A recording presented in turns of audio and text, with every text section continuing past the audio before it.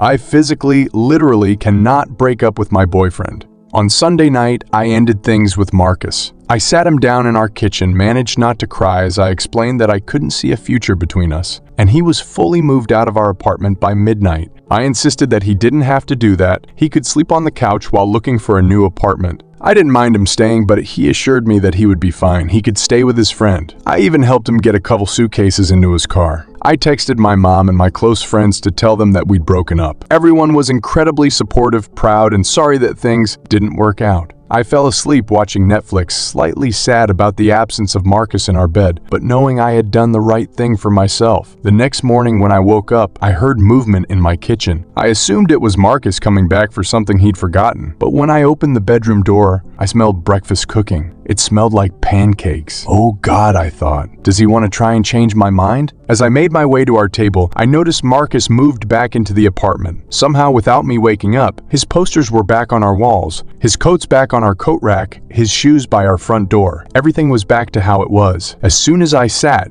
he put a plate of pancakes in front of me and kissed my head, muttering, "Morning." Before I could open my mouth to protest, he put a bottle of syrup next to the plate of pancakes and began talking about his day. "I won't be home until late tonight because something came up at work. Will you be okay?" I felt like I was losing my mind. "Marcus," I asked earnestly, "what the heck are you doing here?" Then he looked at me like I was losing my mind. "I live here." I decided not to say anything else, sitting with my confusion until he was out the door. Then, I began to scroll through my phone looking for the texts I had sent everyone last night about the breakup. They were gone. The last time I had texted anyone was apparently at 5 p.m. the day before. When I texted my mother about a television show, we both I didn't really know what to do after that. The memories of the breakup felt so real, so visceral, but clearly it had never actually happened. Finally, I had to accept the fact that it was most likely just a hyper-realistic dream. My subconscious acting out the breakup that I had been planning. Confused but determined, I decided that tonight I would actually break up with my boyfriend Marcus, and I did exactly that. He got home from work. I was waiting at the table for him. I told him we had to talk, and he sat.